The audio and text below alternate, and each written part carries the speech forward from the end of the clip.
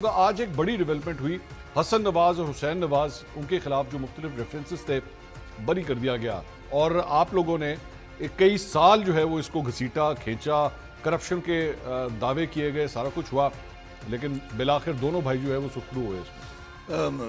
منصور بھائی, یہ ملک ہے ہی چند خاندانوں کا, چند ایلیٹ کے لوگوں کا, باقی تو سب کیڑے مکوڑے ہیں.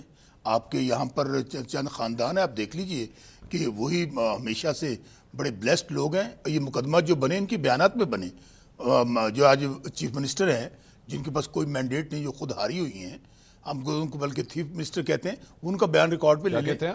تھیف منسٹر اچھا میں بات کروں گا, اب ہم ٹرن پہ بات کر لیجیے گا. وہ تھیف منسٹر, اچھا آپ اپنی بات ٹرن پہ بات کیجیے گا نا. تھیف منسٹر اس لیے میں نے کہا, غصہ نہ کرے نا, میں چیلنج کرتا ہوں. تھیف منسٹر خاتون ہوتی ہیں, خاتون اس طرح نہیں ہوتی کہ لوگوں کو گالیاں دیں, خاتون وہ نہیں ہوتی تو جس طرح ان کی زبان ہے. اچھا خاتون کی عزت ہمارے سر آنکھوں پر, ہماری مائیں بہنیں بیٹیاں کو اتنی عزتوں کا احساس ہوتا نا. آج مائیں بہنیں جیل میں گئی تھی نا, یہ ڈاکٹر یاسمین راشد بھی کسی کی ماں بہن بیٹی ہے, سنم جاوید بھی کسی کی ماں بہن بیٹی ہے, عالیہ حمزہ بھی کسی ماں بہن کی بیٹی ہے. ان کو کمرے میں بند کر دیا گا, اور حکم کیا دیا جعلی وزیر اعلیٰ نے کہ جب تک میں جیل کے اندر موجود ہوں یہ باہر نہ آئیں, اور ان کو افطاری کا سامان تک نہیں دیا گیا. کس نے حکم دیا؟ اس سے جعلی وزیر اعلیٰ نے انسپیکشن کے لیے فوٹو شوٹ کے لیے گئی تھی. آپ کو میں جو بات کہہ رہا ہوں, انہوں نے اپنے وکلا سے کیا کہ عدالت میں ATC میں ان کی پیشی تھی, انہوں نے کہا جی ہم لوگوں کو باقاعدہ کمرے میں بند کر دیا گیا, آرڈر یہ تھا کہ جب تک یہ وزٹ مکمل نہ ہو جائے یہ باہر نہیں آئیں گی, ہمیں افطاری کا سامان تک نہیں دیا گیا. اچھا آگے چلیے. یہ آپ بتا رہے ہیں, صرف میں ان کا بتا رہا ہوں, میں صرف بیک گراؤنڈ کے, یہ جب مریم نواز صاحبہ نے دورہ کیا ہے جو ظاہر جعلی فوٹو شوٹ ہوتا ہے, ایک 60 ٹک ٹاکرز کو 4-5 کنیزیں رکھی ہوئی ہیں, وہ فوٹو شوٹ کرتی ہیں. اس کے بعد آپ نے دیکھا ہونا ہوانا کیا ہے, آپ بات وہاں سے چلی تھی, کہا کیا گیا میری لنڈن تو کیا پاکستان میں بھی کوئی جائیداد نہیں ہے, پھر کیلبری فونٹ بھی آ گیا, پھر بری ہو گیا نا, حسن تو لینا. پھر یہی حسن حسین, آپ کو یاد ہے کہ مریم بی بی نے پھر کیا بیانات دیے, وہ میرے نہیں ہیں اصل میں, وہ اونرشپ جو ہے میری بہن کی ہے, وہ فلاں کی.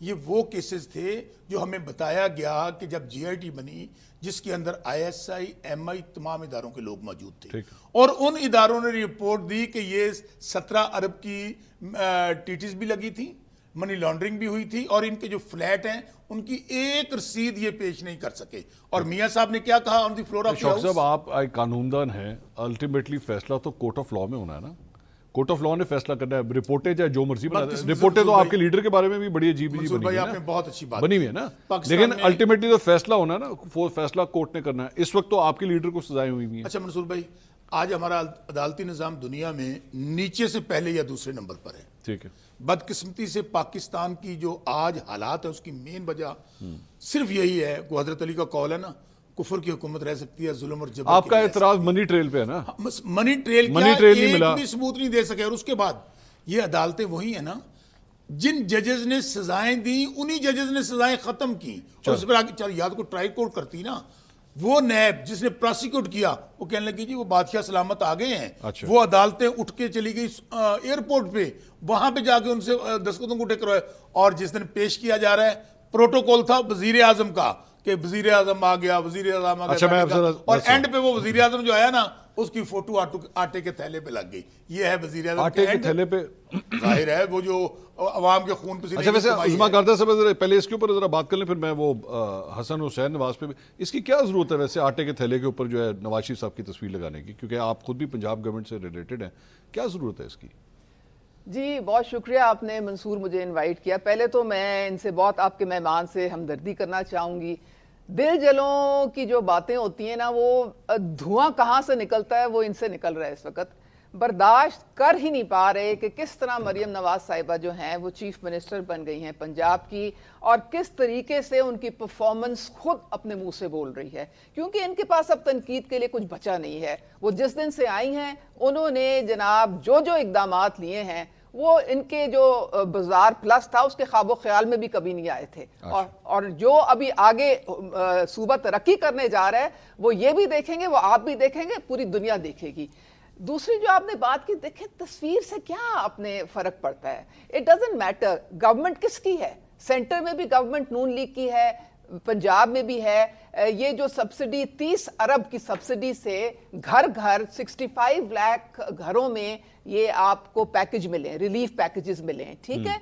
और वफाक में भी यूटिलिटी स्टोर्स में आप जाएं तो 11 अजनास है जो कि आधी कीमत में। ये आटे के थैले नवाज शरीफ साहब ने जेब से दिए? देखें, बात सारी ये है कि जिसकी हुकूमत है अगर लगा लिया उन्होंने तो हरज क्या है, कौन सी क़यामत आ गई? मुझे नहीं, क़यामत है ना। देखें, कोई आप फर्क एक नहीं पार्टी पड़ता के सरबराह को जाती तशहीर के लिए इस्तेमाल कर रहे हैं। तशहीर नहीं है। देखें, मियां मोहम्मद नवाज शरीफ प्राइम मिनिस्टर नहीं है, लेकिन नहीं है ना? हुकूमतें दोनों उनकी हैं, हुकूमतें दोनों उनकी हैं। नहीं, और अगर उनकी पार्टी की हुकूमत है, ये आप जब ये स्टेटमेंट देते हैं ना तो एक्चुअली आप इससे इफेक्ट देते हैं जैसे नून लीग का जो मालिक जो है ना वो नवाज शरीफ है। कोई मालिक वाली बात पार्टी का मालिक नहीं होता, ये कंपनी नहीं है, ये पार्टी है, सियासी जमात है। वो लीडर है जो आज भी लोगों के दिलों में बसता है, लोगों के दिलों में मोहब्बत है।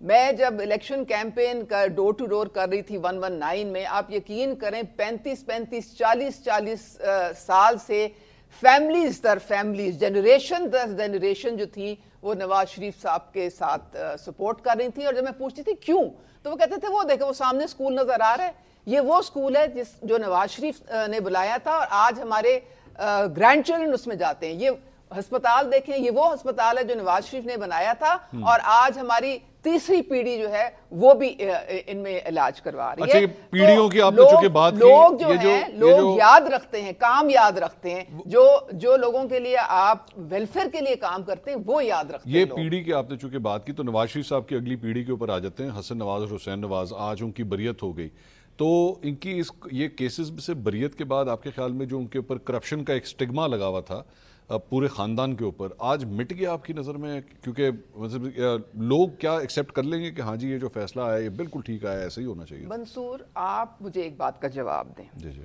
कितने साल हुकूमत रही इमरान खान की? पौने 4 साल, 3.5 पौने 4, ठीक। तो उन्होंने तो सबको डेथ सेल में डाला हुआ था, ठीक है।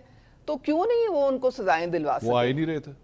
हसन नवाज और हुसैन नवाज आ ही नहीं रहे थे। देखें, वो तब आए जब उनके चाचा वज़ीर आज़म है और मरियम नवाज साहिबा जेल में थी। बाकी मैं गिनना चाहूं तो 20 मैं नाम गिनवा देती हूँ। पीपल्स पार्टी में भी और नून लीग में सबके लीडरान जेल में थे। एक भी केस जो था वो ये प्रूव नहीं कर सके क्योंकि इनके पास एविडेंस नहीं था। ये करते क्या थे, ये नैब का जो चेयरमैन था ये तैयबा गुल कौन थी, किसने उसको अगवा करवा के तो पीएम हाउस में रखा था? वो चेयरमैन नैब को ब्लैकमेल करने के लिए कि तुम ये केस इनके खिलाफ डिसीजन लो तो वरना तुम्हारे साथ हम ये ब्लैकमेलिंग करेंगे और तुम्हारी वीडियोस रिलीज करेंगे। आपकी नजर में क्लियर हो गया आज हसन नवाज हुसैन नवाज क्लियर हो गए। मंसूर, मैंने और आपने तो नहीं किया, कोर्ट ने या हुकूमत ने तो नहीं किया, कोर्ट्स ने किया। मैं तो शौकत साहब से बात करते हुए मैं यही तो बात कह रहा था कि अल्टीमेटली फैसला तो कोर्ट में होना है। आप इमरान खान जो था उसके पास पूरी अपॉर्चुनिटी थी कि वो इनको सजाएं दिलवा देता, क्यों नहीं दिलवाई? वो तो कोर्ट से कुछ था ही नहीं।